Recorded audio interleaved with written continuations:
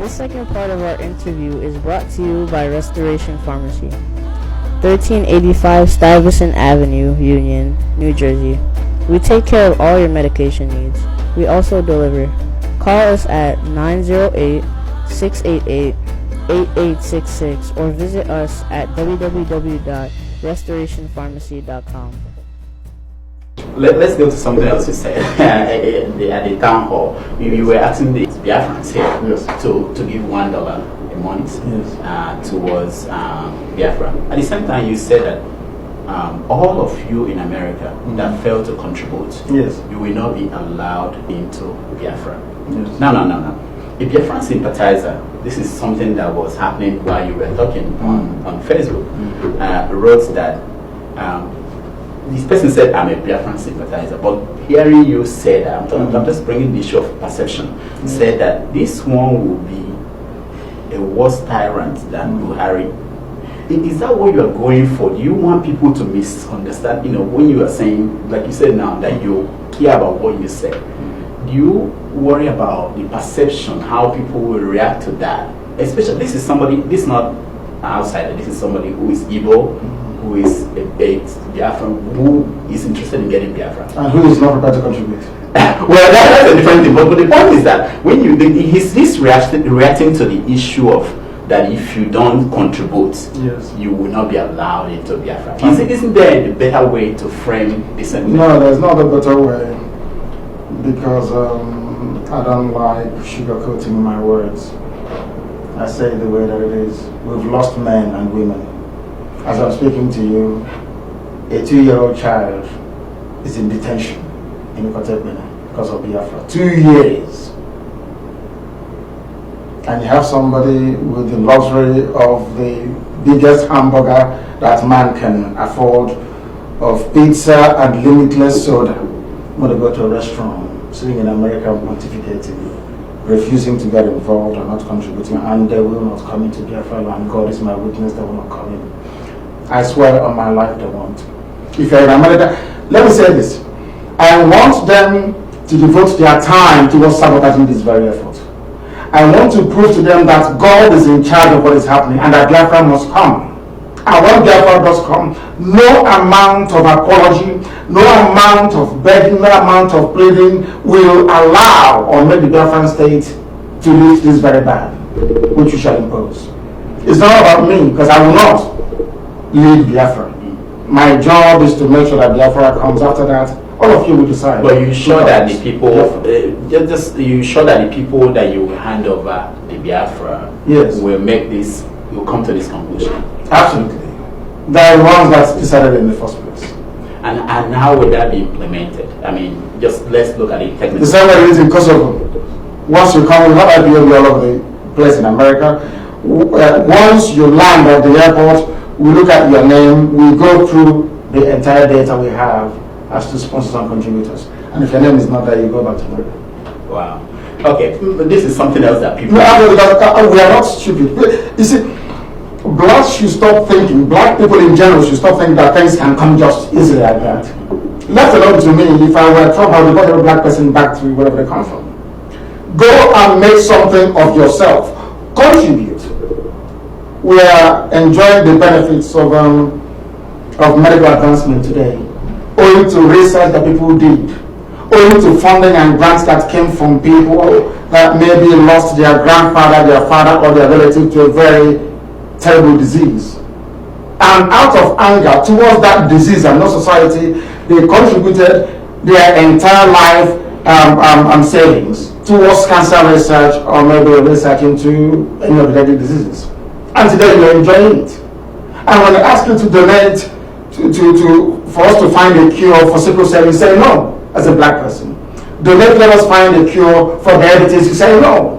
But you want others to donate, a cure can be found so you can benefit from it. That is evil. Now, are there other examples of people who fought for struggles that took this path? What I mean by this path is, you know, like the civil rights movement. Did they take the path of saying that if you are not a contributor, you won't benefit from that? Is there any other movement anywhere in the world, Hamas, any other group, I don't know, any group that could take that kind of position. And what do you want? How do you want people to interpret this? Because again, that's perception that I'm concerned about. What do you want? What example can you give of a movement? Kosovo did it. The people in Kosovo. Absolutely, they did. I said it tomorrow morning. You see, and it worked for them. Of course, it worked.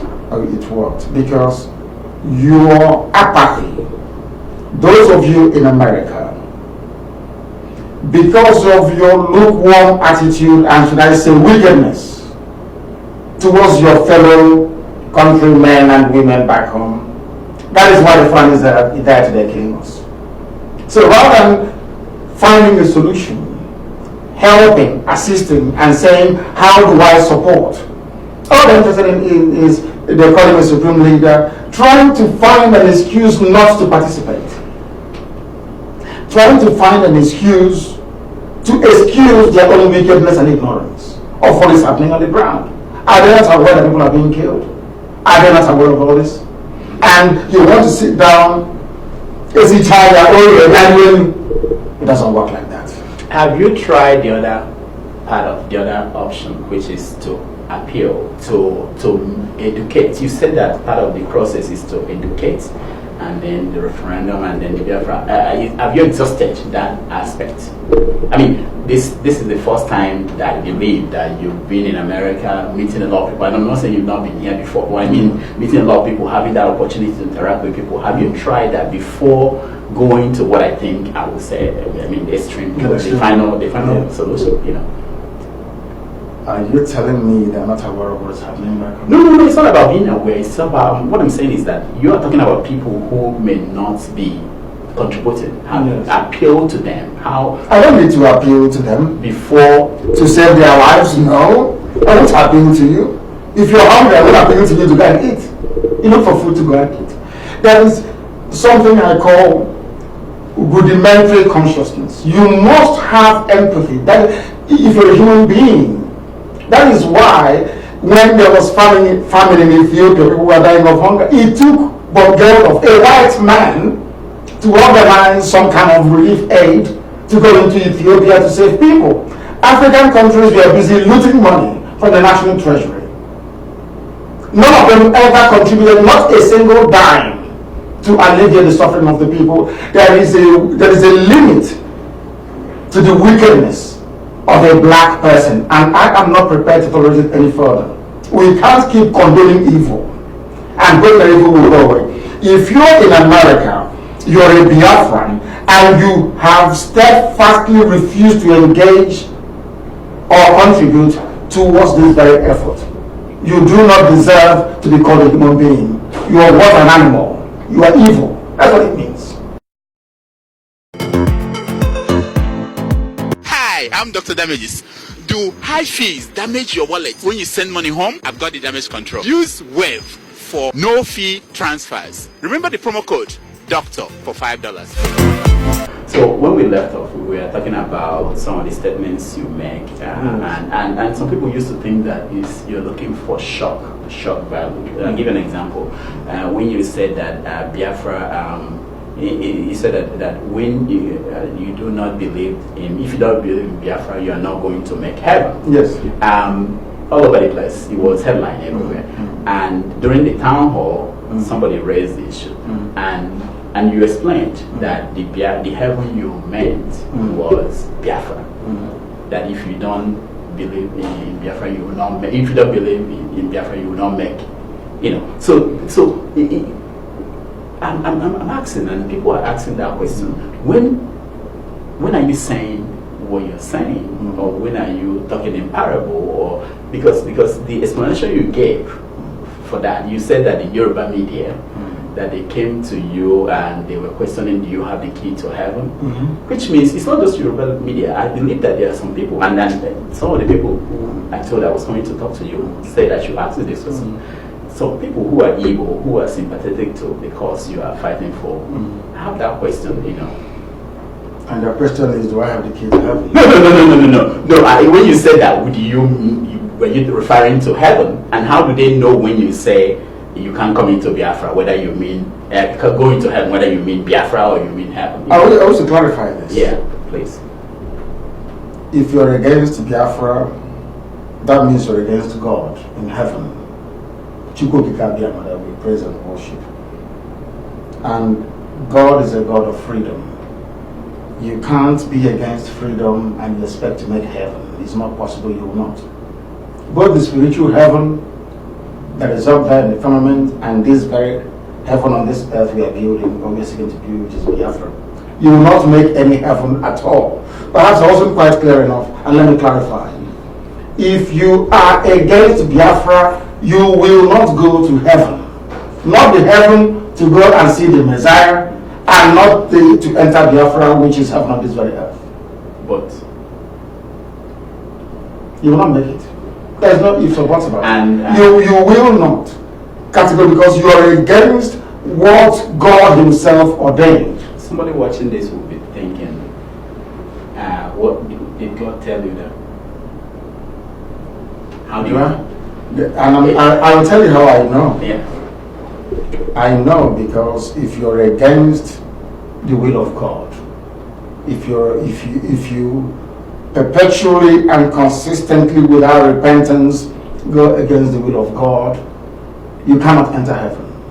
That is a given fact. It's a doctrine of religion, of every faith. I hasten to add. I cannot see how you can claim you're praising God whilst you're against people who are fighting for their freedom. If you take into consideration, as very clearly enunciated in the High Declaration, that Nigeria was never created by God. Nigeria is a man-made creation. To make it worse, it wasn't even created by Africans. Do we take that as a fact? Is that a fact? Mm-hmm. Yeah. Does the name Nigeria mean anything to you? I'm asking you as a Nigerian. No. Does it mean anything to you? No. Do you also agree with me that the only thing you can give a name to and it will bear it quite confidently and proudly is an animal? Do you agree with me? Do you have a cat or a dog at home? I mean, your kids, you can give them names. No. Do you have they will answer that? No. Do you have a cat? No, I don't But they have the right to change it. So if I name my child... Nigeria could change the name. No, I'm coming. Mm-hmm. If you name your child .com, for instance, this child is named .com. Or at least, you are the father of that child. That's what you're saying.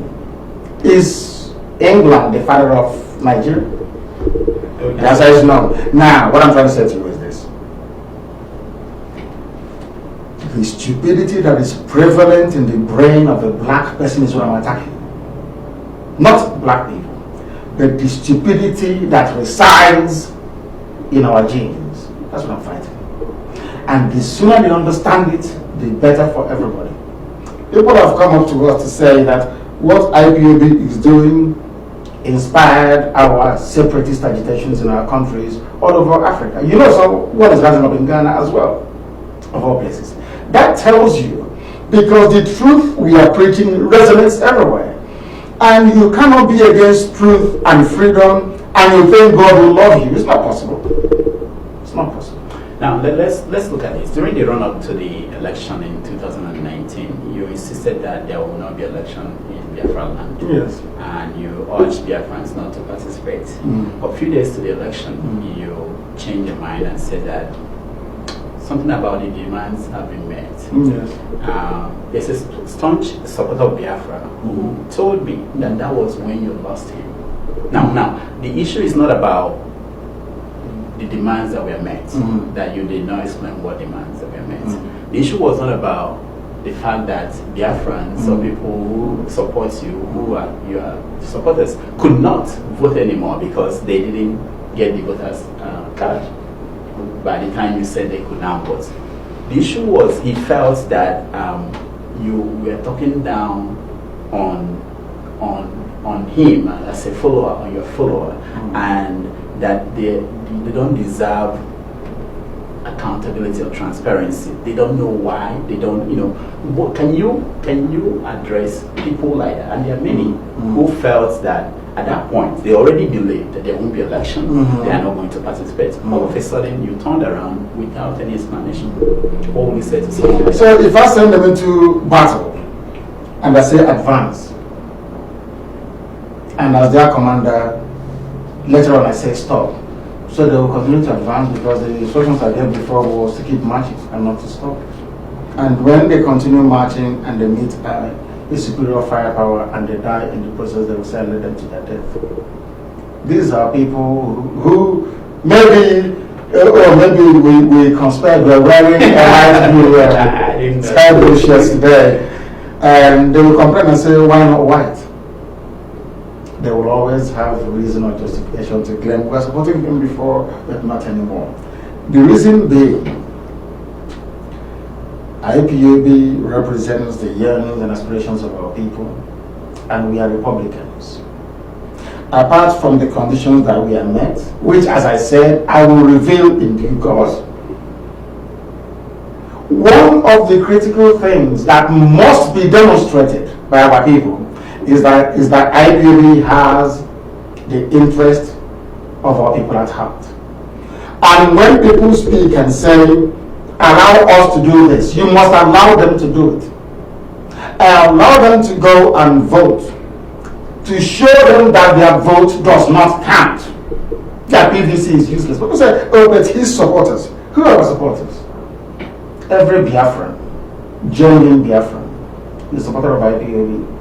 And when people go out to vote, all the people voting in the East are all IPOB. When we say sit at home, they sit at home. In another election, we said don't vote, and 97% did not vote. Go and ask INEC, and they will tell you. That was why they were panicking over our boycott threat to the presidential elections. So if you want, before you lead the people, you need to understand that. That is why no Igbo group functions anywhere in the world, because they don't understand the psyche of our people. Our people, number one, they want the truth and consistency.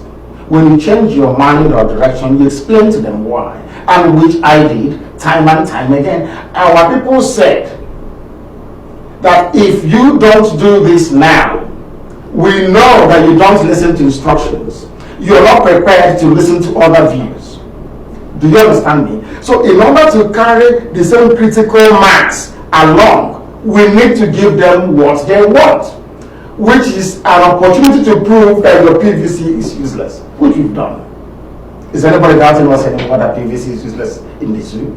No doubts whatsoever. So I don't want people to always look for an excuse as to why they cannot be part of it. It's either he's called Supreme Leader, he's called Lord and Savior, and now it's because of election. Before I leave the US, they will say maybe because I didn't go to Massachusetts. That's why they won't support. After he went to New York, Atlanta, and all these other places. One more question about perception and things you say.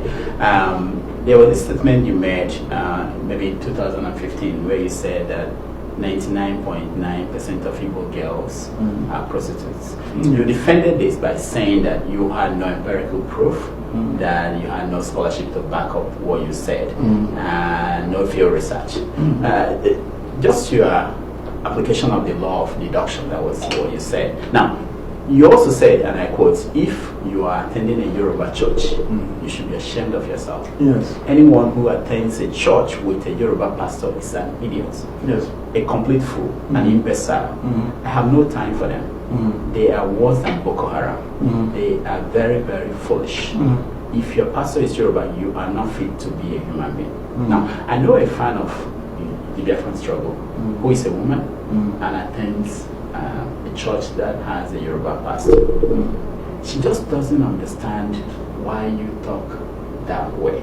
Do you have anything to say to her? Because most of the difficulties we've been having